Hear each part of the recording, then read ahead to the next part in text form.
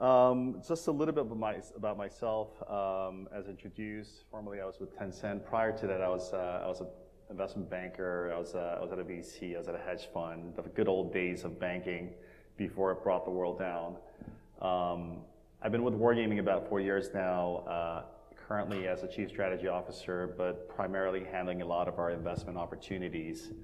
At Tencent, I was in Shenzhen at their headquarters. The role was dual in the sense of I was director of business development for the games business, but at the same time I was director of M&A for Tencent Corporate. So that's when we were doing acquisitions or investments in companies like Riot, Epic Games, whatnot, and many others that you probably haven't heard of because they do so many, but at the same time there's a lot that's kind of secret that they don't go public with.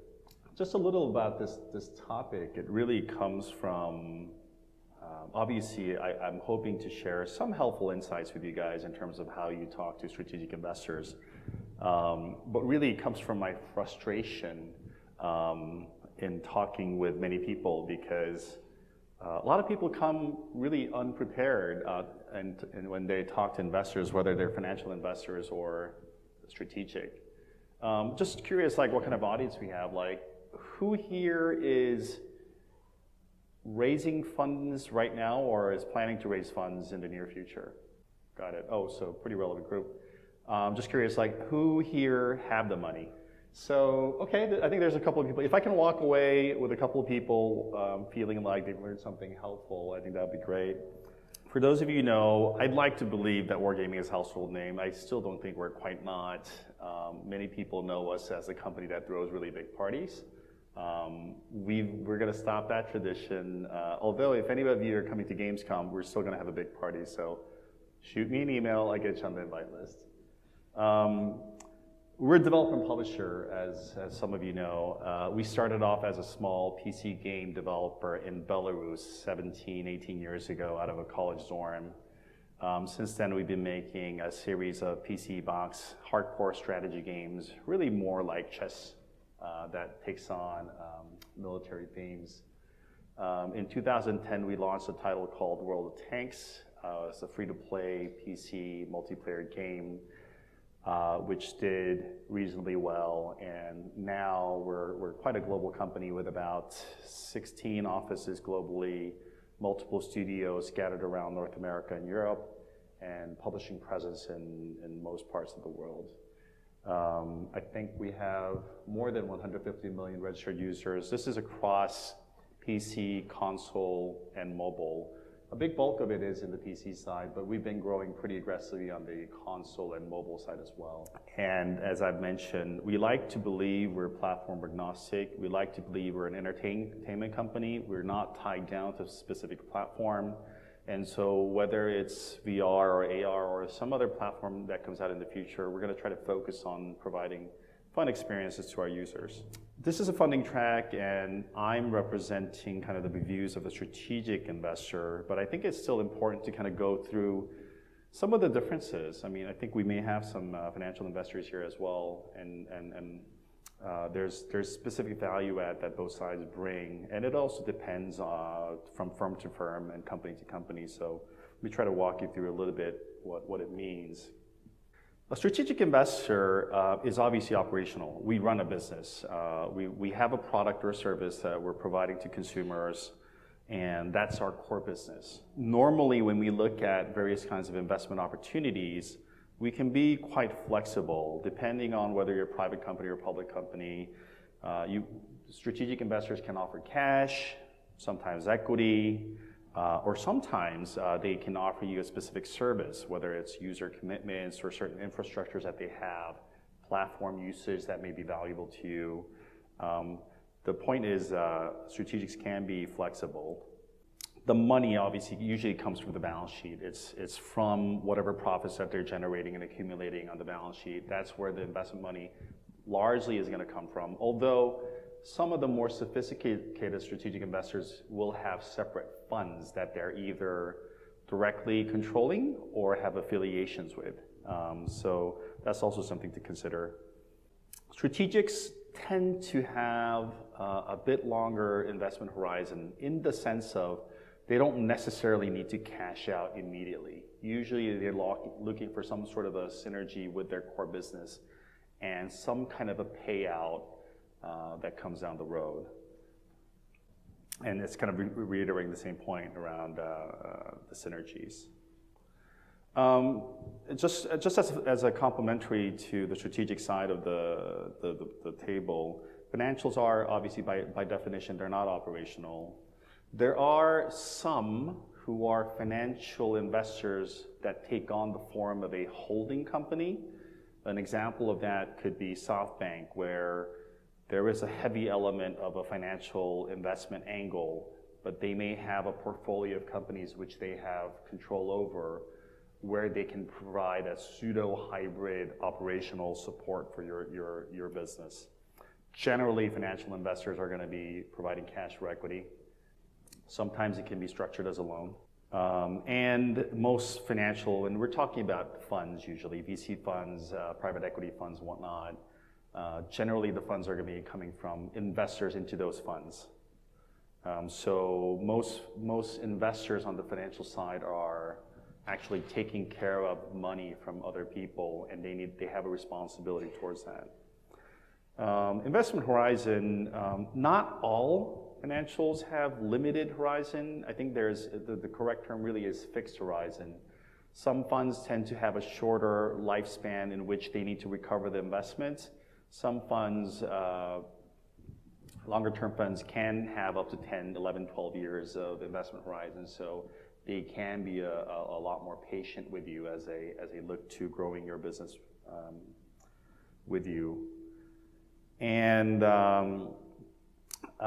the financial investors are obviously looking for financial returns. At some point, they want an exit.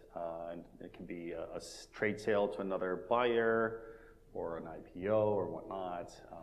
They're looking for some kind of a return. So based on this, I think it's important for you to kind of consider what is suitable for your needs at the moment. Sometimes it's going to be a strategic, sometimes it's going to be financial. It's not always going to be clear cut in terms of what you need to be looking at. If you're looking just to get the highest valuation, some strategics will be able to pay you more than an average financial investor will be able to.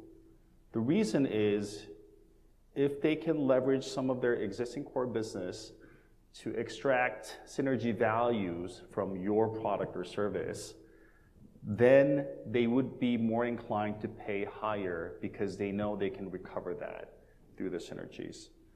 I think the dynamics on this is changing a little bit. I don't know if any of you guys are actually running profitable businesses, but there's been a lot of recent addition to the market of Chinese investors coming in. We've heard the mining companies and the chicken meat processing companies who've been acquiring companies left and right.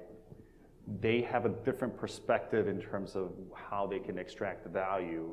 So they've been quite generous in terms of the valuations recently. So something to consider.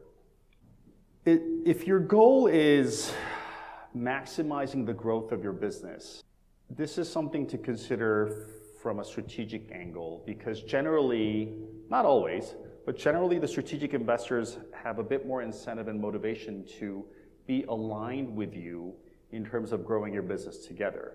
The financial investors, obviously, they are motivated to grow your business as well, but because generally they have a certain investment fixed horizon, they will ask you to, at some point, optimize for an exit.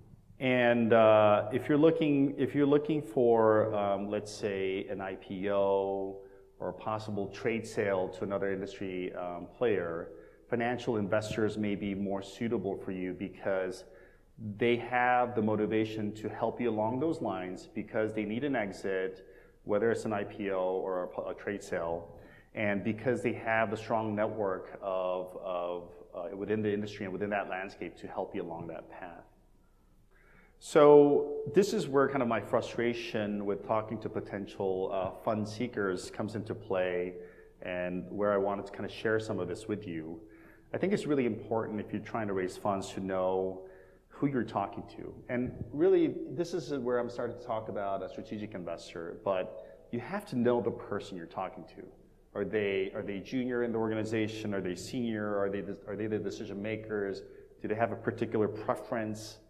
What level, what flow, what decision-making process are they part of? Are they part of an investment committee? These are things that's really important for you to know, because that is how you determine how you tailor your pitch to be most effective for that particular person at that particular moment. And you may have to tailor how you talk to your investor depending on where they fit in the organization. It's also important to know the kinds of investments that's been done before by them. That's always a good indication of what they're interested in. If they've been investing in a lot of casual game companies, chances are that's what they're interested in. If they haven't, if they've been doing primarily acquisitions, then chances are they're going to be interested in acquisitions. And along the same line, in addition to knowing the individuals who are responsible for the funding approval process, it's important for you to have as deep of an understanding of the core business that you're talking to. Because if you're out of line with their strategy, then you're not going to be interesting to them at all. And so even if you may be slightly off of what their strategy is, if you can tailor your pitch in a way where it is more translatable to the executives in charge and how it fits with their strategy, it's going to be a lot more compelling and interesting to them. And along the same line, it goes back to the core operational purposes of a strategic. They have a business. You need to explain a way of how your business fits into their operational structure. This is more applicable to bigger companies. Some bigger companies, you need multiple support. The investment professional alone usually cannot give you the approval or support to go ahead with an investment. It may be helpful for you to get in touch with other parts of the organization and build a certain consensus around the value add that you bring. And kind of along that same line, you have to outline for the investor how you are going to be helpful for their core business. It's repeating the points I've said earlier about align yourself, align your business, align your future vision with the vision and strategy of the company that you're talking to. Highlight specifically the core value add. Imagine as much as you can how your core value add adds to the operational structure of your of the business you're talking to, and be prepared to answer specific questions around how you wish your investment round to be structured. Your answer to that can make the particular investment appealing or not to a strategic. These are obvious points. I'm going to glean over obvious points, but put yourself in their shoes. This is strategic and financial. They're getting pitches all day long. I look at anywhere from 200 to 300 investment proposals per year. It's not exactly fun most of the time. And so if you can make it as engaging as possible, just focus on that. Many strategics care about the talent. Many strategics do not necessarily, especially if you're a studio, they may not necessarily have to bet on your specific game at that moment. Because they will have an ongoing relationship with you from an equity standpoint. If you can highlight not only the specific products or the games, but the talent of the team, you should put a lot of emphasis on that. The last thing you want to do is go in sounding like a clueless guy who has no idea what you're talking about. Just be prepared to talk about your market, your sector, with authority, with expertise. Generally, not always, but strategic investors, professionals you're going to be talking with are not going to be from the product side. So if they know more about your space than you do, it's kind of a bad problem. Don't try to glean over the risks. Investors don't like to see that the pitch is covering over or glossing over the risks that you should be directly facing and then addressing. It's much better to point that out clearly and describe how you're dealing with that. And it could be anything from, if you're competing with Hearthstone, just address directly how you're going to compete with Hearthstone as opposed to trying to pretend that they don't exist. And this is more tactical, but most of these pitches, they're not going to produce a result in the first meeting or even the second meeting. Especially, I think, with a lot of Asian investors from Korea, Japan, or China, there is a tendency to emphasize the relationships and the rapport you build with them over the years. So start early, start building up the relationships. Don't expect an immediate response. Be diligent in your follow-ups and be diligent in your reach-outs. Whenever you get a chance, shoot out an email, arrange a call, arrange a meeting, because when you're in their eyes, they will remember to think about you when they have something interesting within the operational framework. It's important to recognize a no, but don't get dejected by it, because your circumstances will change, market circumstances will change, and most strategics will change in their stance and position as the months and years go by. And I can testify for you that I've had to reject opportunities 1 month because it wasn't within our strategy. Next month, literally it became part of our strategy, so I found myself reaching out again. So last thing you want to do is take a no personally and stop following up or connecting with these guys. You never know. By the way, our industry is highly misogynist, if you didn't understand that. The guy you're talking to next month may be moving to another company where they will be super interested in you. So relationships matter. And a cold call is always horrible. Any financial investors also know this here. If you need to spend an hour of your time, focus on getting the proper referrals and recommendations and introductions. I've heard this previously when I was looking for funding as well. I didn't quite understand what it meant. It's a strong validation of approval that you should really try hard to get. Because when you're looking at 200 proposals a year, you want to make sure you're focusing your attention on the ones that matter, and referrals matter a lot. So just regurgitating the same points, but I think the key thing I really want to point out is don't come with a generic pitch. Most pitches are going to be highly generic. The ones that stand out are the ones that you've tailored to fit, and it speaks the language of the strategic investor you're pitching to. That gets an immediate attention.